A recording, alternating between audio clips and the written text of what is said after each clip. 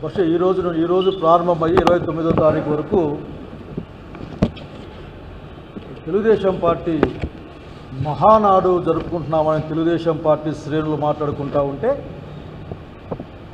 దారిలో వస్తూ ఉంటే జనాలు మాట్లాడుతూ ఉన్నారు, అది మహానాడా దగానాడా ఏంది డాక్టర్, ఏమైనా ఆలోచిస్తున్నారా మీరు అని మాట్లాడుతుంటే, ప్రజలు ఈ రోజున మీరు జరుపుకునే మహానాడుని ప్రజలకు దగా చేసిన దినంగా దగానాడుగా వాళ్ళు భావిస్తూ ఉన్నారు. అప్పుడు ఆలోచించాల్సి వచ్చింది, ఏంటి అసలుకి ఏం జరుగుతోంది ఇక్కడ అని.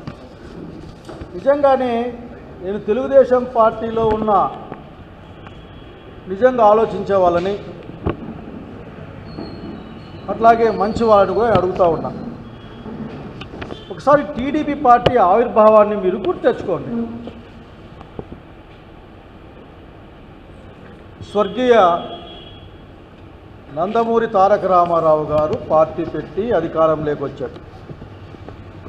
అసలు ప్రజలే దేవుళ్ళని ప్రకటించి ఆయన రాజకీయాలు చేస్తూ వచ్చాడు. సరే, దాంట్లో ఆ రోజున మేము అలాంటి వాళ్ళం కూడా ఆ రోజు వామపక్ష ఉద్యమాలు ఉన్నప్పుడు మంచి చెడుల విచక్షణ అక్కడ ఉంది ఆ రోజున. కాకపోతే మిమ్మల్ని అడుగుతూ ఉన్నాను, ఈ రోజున ఏందో అంత అసలుకి అడ్డంగా తయారైన సంగతులు కనిపిస్తున్నాయి ఈ మధ్యకాలంలో.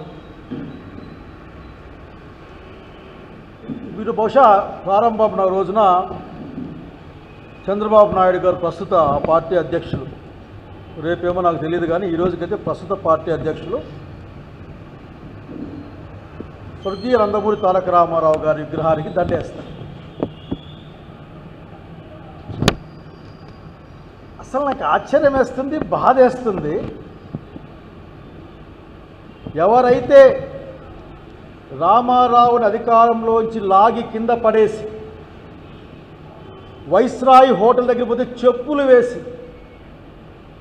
నిండు సభలోకొచ్చి అంతలావు మనిషి ఆఖరికి నాకు మాట్లాడడానికి అవకాశం ఇవ్వండి అని భంగపోతే కూడా మాట్లాడనీయకుండా హౌస్ నుంచి బయటికి నెట్టేస్తే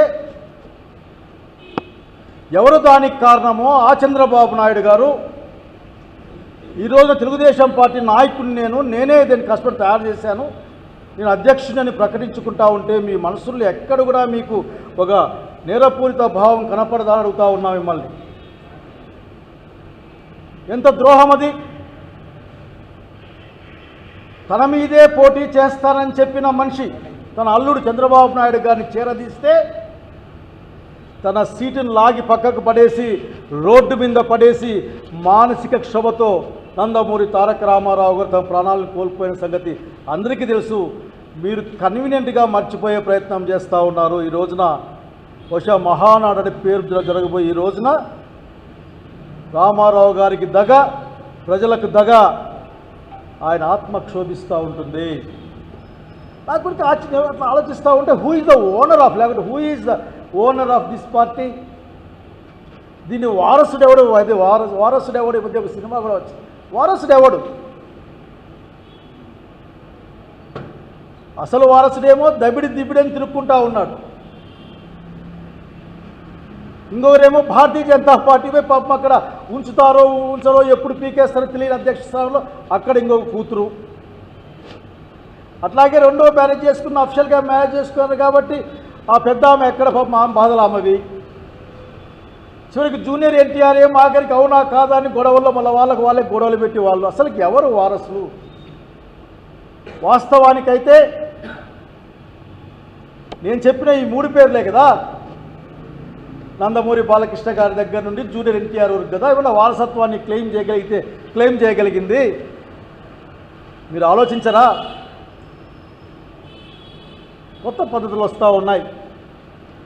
మొన్ననే చెప్పుకున్నట్లు గుర్తు, బహుశా సబ్జెక్టు కరెక్షన్ లేదు, నీకు చెప్పారు, నేను విన్నాను, చూశాను కూడా. మాకు 1,00,000 కోట్ల ఆస్తి ఉంది అని చెప్పారు. మా ఆస్తి విలువ దాదాపు 1,00,000 కోట్లు అని చెప్పారు ఈ రోజున్న సిబిఎన్ గారి ఫ్యామిలీ. అయ్యా, 2 ఎకరాలతో మిమ్మల్ని ఇంత వాళ్ళు చేసిన కర్పూర నాయుడు గురించి చెప్పుకోవచ్చు కదా. మా నాన్న కర్పూర నాయుడు గారు వాళ్ళ యొక్క గైడ్ లైన్స్ లేక వాళ్ళకి పేరుతో నేను పార్టీ పెట్టగలిగాను, చేయగలిగాను, లేకపోతే మామను పీకేయగలిగాను. చెప్పుకోండి. రామారావుకు వారసులు ఎవరో తేల్చుకోమని కోరుతా ఉన్నా. దానవీర శూరకర్ణ లాంటి సినిమాలు చూసిన వాళ్ళం మేము. ఈ రోజున వారసుల్ని కూడా చివరికి నాకైతే నవ్వు వస్తుంది. ఐటమ్ సాంగులు కరెక్టా కాదా అని చర్చించుకునే స్థాయిలో పాపం ఒక పెద్ద మనిషి. అతని కోపం వచ్చి ఆయన మాట్లాడడానికి వాళ్ళకి ఎవరికి కూడా లేదు. రామారావు గారి యొక్క ఆత్మ ఘోషిస్తూ ఉంటుంది. ఈ రోజున నిరంతరం తెలుగుదేశం పార్టీ శ్రేణులు ఆలోచించుకోవాలి. ప్రజలే దేవుళ్ళు, ప్రజల కోసం చేయాలని చెప్పేసి ఆ రోజు ₹2 కిలో బియ్యం దగ్గర నుండి కూడా పెట్టినవాడు ఆ రోజున రామారావు గారు. మరి అతన్ని ఆశయాల్ని ఇద్దరిని కూడా భూమి మీద లేకుండా చేసే ప్రయత్నం ఈ రోజున కార్పొరేట్లకు సాగిలపడి కేవలం స్వలాభాపేక్షతో విశృంఖలమైన రాజకీయ స్వప్రయోజనాల ఆలోచనలు చేసుకుంటూ ప్రజలకు సంబంధించిన భూముల్ని అప్పనంగా ₹10 పావలాకి రూపాయికి కట్టబెడుతూ దాని గురించి మాట్లాడకుండా చివరికి బెంగళూరు ఎయిర్పోర్ట్ ఎట్లా ఉంటుందో చూస్తున్నారట. విజయవాడలో ఏంది ఆ తాడేపల్లిలో కట్టడానికి ఏమన్నా పోయాను, ఒక్క ఇల్లు లేదు, ఒక్క మనిషి లేదు, కానీ తిరగడానికి జంతువులు కూడా కల్లేవు. రామారావు గారికి దగా చేశారు, గమనించమని కోరుతా ఉన్నా. రామారావు నమ్మిన సిద్ధాంతం ప్రజలే దేవుళ్ళనే కాన్సెప్ట్ కూడా మీరు దగా చేసి ఈ రోజున మహానాడు జరుపుకుంటా ఉన్నారు. ఆ మహానాడులో మీరు చర్చించాల్సింది ఈ రోజున ప్రతినిధులారా, సీనియర్ ఎన్టీఆర్ గారు ఏ ఆశయాలతో అయితే తెలుగుదేశం పార్టీ స్థాపించారో దాని వారసులు ఎవరో, దాని నిజమైన వారసులు ఎవరో బెదిరించి చెప్పొచ్చు. మళ్ళీ వాళ్ళే మాట్లాడచ్చు, మాకు అవసరం లేదు, మేము సినిమాలు చేసుకుంటూ ఉంటాం, ఇది ఇతనికి ఇచ్చేసినామని చెప్పుకోవచ్చు కాక చర్చిస్తే బాగుంటుందని నాదొక సలహా. అట్లాగే నేను బాబు గారికి ఒక మాట చెప్తా ఉన్నా, నేను స్పష్టంగా చెప్తాను. 1,00,000 మంది 2 లక్షలు 10 లక్షల్లో కూడా నేనేం చెప్తానంటే, నేను దళిత బిడ్డని, ఆఖరికి నేను ధర్మవరం పిల్లోని, మా నాయన రామకృష్ణమూర్తి, మా జేజన చిన్నకాశప్ప, మా వాళ్ళు టీచర్లు అని చెప్పుకుంటా. నేను డాక్టర్ అని కూడా చెప్తా. ఆఖరు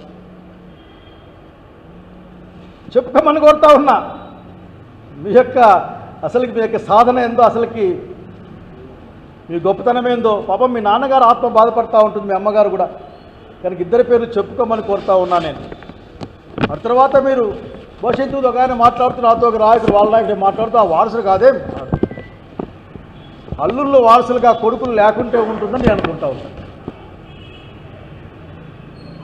ఆస్తి మీద హక్కు ఉంటుందేమో కానీ వారసత్వాల మీద హక్కులు ఏముండవని నాకున్న అభిప్రాయం. తప్పైతే నేను చేయగలిగింది ఏమీ లేదు. సుప్రీంకోర్టు తీర్పులను ఉదహరిస్తారేమో అనుకూలంగా.